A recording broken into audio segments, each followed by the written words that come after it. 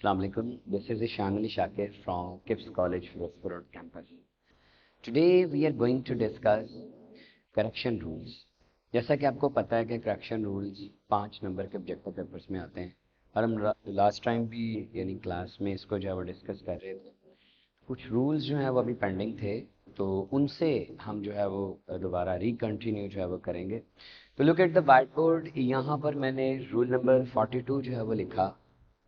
उसमें है many are is followed by singular noun and verb और फॉर्म ऑफ वर्ब, यानी मैनी आर। अब यहाँ पर अगर आप थोड़ा गौर करें तो समटाइम्स होता है जो कंफ्यूजन स्टूडेंट्स को बनती है वो इसको लेकर बनती है कि ये मैनी जो है वो यहाँ पर जो है वो लिखा हुआ है।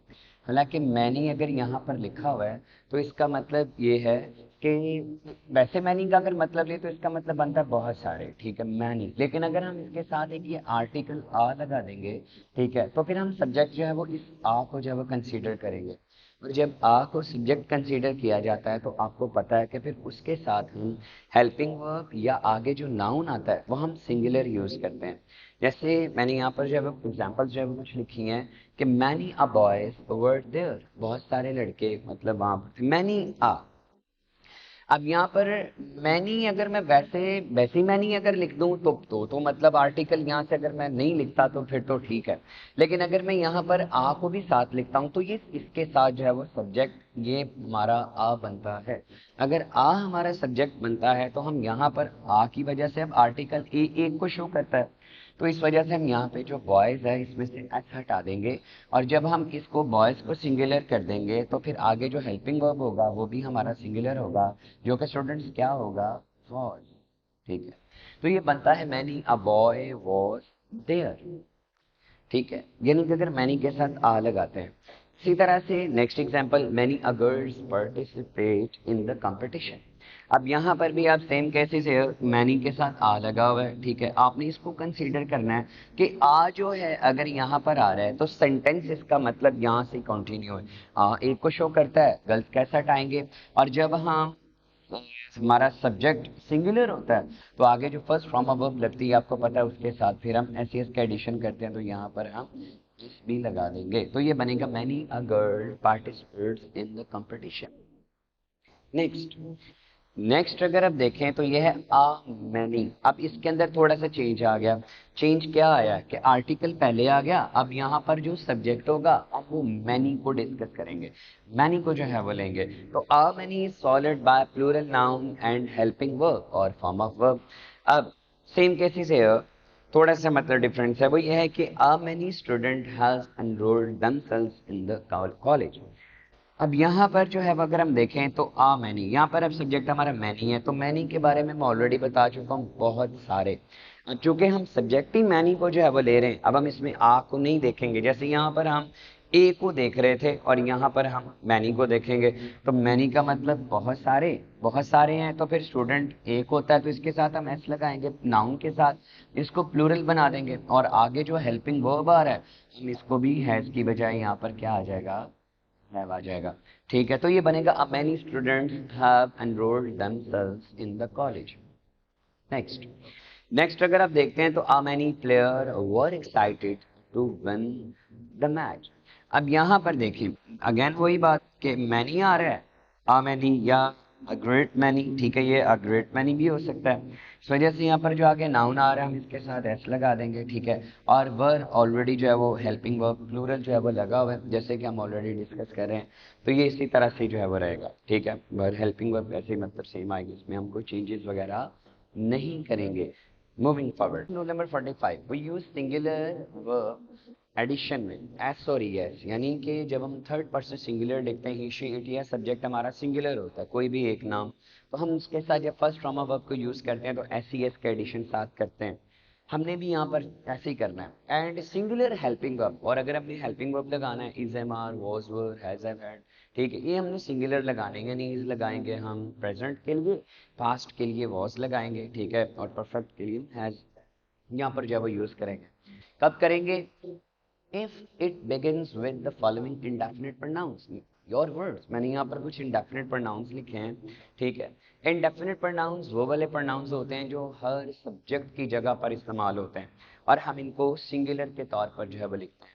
सिवाय चंद एक के। वो चंद एक कौन से हैं उनके बारे में भी यहाँ पर डिस्कस करेंगे। तो आ है सबसे पहले, इसको आर्टिकल के तौर पर भी हम ले सकते हैं। ईच है नाइदर, इसे हम नीदर भी पढ़ते हैं, नाइदर दोनों तरह से प्रोनाउंस होता है। आइदर और either, none, anyone, someone, somebody, someone, no one, nobody, everybody, everyone. अच्छा, ये इंडेफिनिट प्रोनाउंस है। अब ये भी इंडेफिनिट प्रोनाउंस है, लेकिन इनके साथ हम हेल्पिंग वर्ब प्लूरल जो है वो यूज करते हैं। हम अभी रूल पढ़ रहे हैं स्टूडेंट्स सिंगुलर का। तो मैं यहाँ पर भी इनका आपको जो है एक रेफरेंस देता जाऊँ कि आ फ्यू, ऑल और बोथ और द अदर। ऑल को हम सिंगुलर हेल्पिंग वर्ब के साथ भी जो है वो लिख सकते हैं। ठीक है, जैसे ऑल इज वेल, ठीक है, तो यहाँ पर इज जो है वो सिंगुलर हेल्पिंग वर्ब है। अब ऑल को जो है हम प्लूरल के साथ भी जो है वो लिख सकते हैं। तो ये मतलब कुछ ऐसे मैंने जो अंडरलाइन किए हुए प्रोनाउंस हैं कि जिनको हम प्लूरल के तौर पर भी यूज कर सकते हैं। लेकिन यहाँ पर जो मैंने ऊपर लिखे हैं ये वाले प्रोनाउंस, इनको हम जब सेंटेंस के स्टार्ट में एज अ सब्जेक्ट लिखेंगे तो ये सिंगुलर के तौर पर यूज होंगे, और आगे जो हेल्पिंग वर्ब आएगा वो भी सिंगुलर होगा। और जो जगह, अगर यहाँ पर सब्जेक्ट सिंगुलर है तो फॉर्म ऑफ वर्ब भी क्या होगी, सिंगुलर। तो यहाँ पर हम क्या करेंगे, सिंगुलर के लिए एस एस का एडिशन करते हैं, तो यहाँ पर हम लगाएंगे आई ई एस। तो ये बनेगा नोबडी क्राइज विदाउट पेन। तो students, nobody cries without pain, चूंकि नोबडी सिंगुलर है, ठीक है, इंडेफिनिट प्रोनाउन सिंगुलर के तौर पर हम इसे ले रहे हैं। ठीक, तो ये वर्ड्स जब भी सेंटेंस के स्टार्ट में आएंगे, हम आगे जो हेल्पिंग वर्ब होगा उसे सिंगुलर करेंगे, फॉर्म ऑफ वर्ब के साथ एस सी एस और आई एस का एडिशन करेंगे। तो नोबडी क्राइज विदाउट पेन। उसके बाद a row of trees was planted in the garden. अब इसमें मैंने अभी कहा कि दरख्तों की एक कतार, तो एक की जब हम बात करेंगे, आ की बात करेंगे, तो इस वजह से हम यहाँ पर हेल्पिंग वर्ब भी सिंगुलर जो है वो यूज करेंगे। उसके बाद समन हैव स्टोलन माय पेन, कि किसी ने मेरा पेन चुरा लिया है। अब किसी ने, ये सिंगुलर होता है, ठीक है, किसी से मुराद कोई एक, ठीक है। इस वजह से हम यहाँ पर हेल्पिंग वर्ब जो है वो यहाँ पर हम हैज लिखेंगे, हम हैव नहीं लगाएंगे।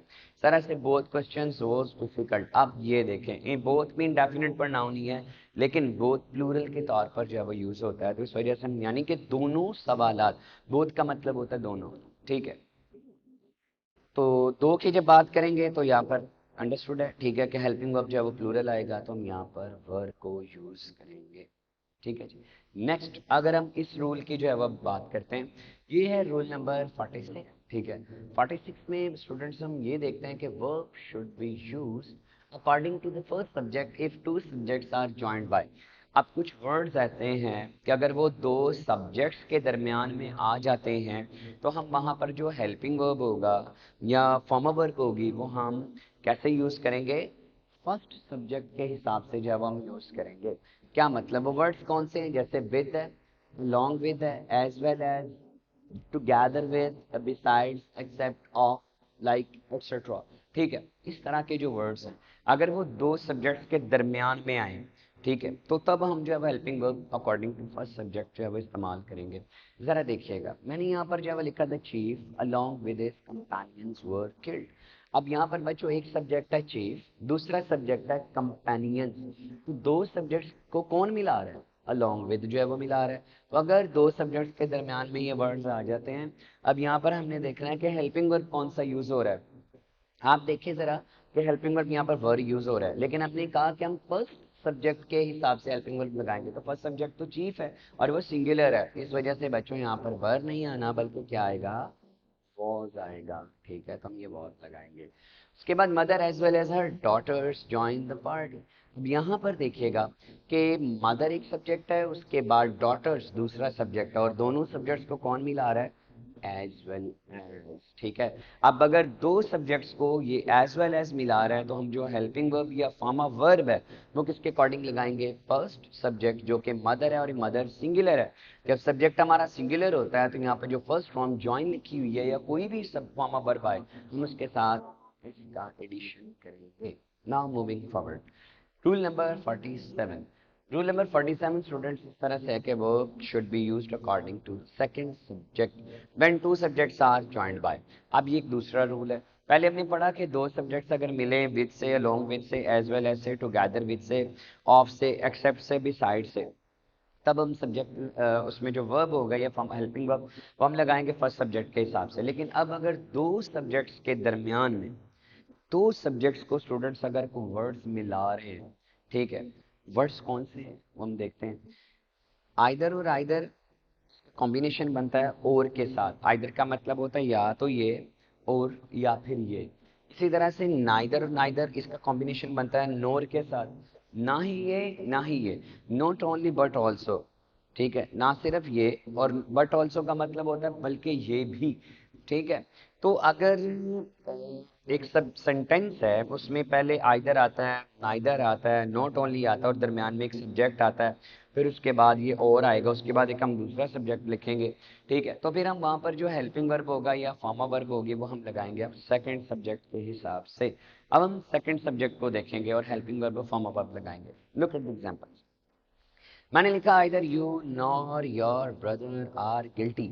अब ये देखिएगा जरा, मैंने यहाँ पर लिखा हुआ आइदर यू, एक तो मतलब ये आइदर के बाद यू दूसरा एक सब्जेक्ट, उसके बाद नॉर योर ब्रदर, ब्रदर दूसरा सब्जेक्ट। ठीक है, ब्रदर सिंगुलर है। ठीक है, और इनको मिला कौन रहा है, आइदर और नॉर। इसमें एक मिस्टेक, मिस्टेक को नोट करें। अच्छा, मिस्टेक ये, करेक्शन रूल इस तरह से भी आ जाता है। असल में ये दो तरह से पूछा जा सकता है। बच्चों हमेशा याद रखें, आइदर का कॉम्बिनेशन हमेशा और के साथ बनना है, नाइदर का हमेशा नॉर के साथ बनना है, नॉट ओनली का हमेशा बट ऑल्सो के साथ बनना है। लेकिन अगर मैं यहाँ पर देखूं तो मेरे पास नाइदर तो है, लेकिन नाइदर का कॉम्बिनेशन मैं नॉर से बना रहा हूँ जो कि गलत है। आपने अब क्या करना है, यहाँ से एक तो नॉर खत्म करें, ये और हो जाएगा। अब ये दोनों ठीक है। ठीक है, ये आइदर और। अब इसमें हमने करना क्या है, सेकंड सब्जेक्ट के हिसाब से हमने वहां पर हेल्पिंग वर्ब या फॉर्म ऑफ वर्ब लगा ली है। सेकंड सब्जेक्ट हमारा brother, brother is singular noun, एक सिंगुलर नाउन है, तो यहाँ पर हम आर नहीं लगाएंगे बल्कि क्या आएगा, इज। हम यहाँ पर इज लगाएंगे। इसी तरह से not only but dog, not only cats but dog bother me. ठीक है, अब यहाँ पर देखें कैट्स एक सब्जेक्ट, इसको नॉट ओनली से स्टार्ट हो रहा है, दूसरा सब्जेक्ट डॉग है। ठीक है, अब यहाँ पर भी वो सेम है कि नॉट ओनली लगा हुआ है लेकिन बर्ड के बाद ऑल्सो नहीं है, तो पहली बात हम यहाँ पर ऑल्सो लगाएंगे। उसके बाद हम सेकंड सब्जेक्ट के हिसाब से यहाँ पर जो है वो देखेंगे कि हेल्पिंग वर्ब है तो उसे सिंगुलर या प्लूरल जो भी बनाना है। उसके बाद फॉर्म ऑफ वर्ब को देखेंगे क्या हम एस लगा रहे हैं या नहीं सब्जेक्ट के हिसाब से। सब्जेक्ट हमारा जो सेकंड है बच्चों वो सिंगुलर है, डॉग, तो इस वजह से यहाँ पर फर्स्ट फॉर्म के साथ एस का आप एडिशन कर दें। ठीक है, ये हमारा एडिशन हो गया, तो ये बनेगा not only cats but also dog bothers me. ठीक है, ये जो है वो हमारा एक करेक्शन रूल था। ठीक है, मैंने इन करेक्शन रूल्स को भी जो है वो आपको दिखाया, और उसके बाद जो है इंशाल्लाह बाकी जो करेक्शन रूल्स हैं इंशाल्लाह वो नेक्स्ट लेक्चर में जो है वो हम उन्हें डिस्कस करेंगे। Take great care till then.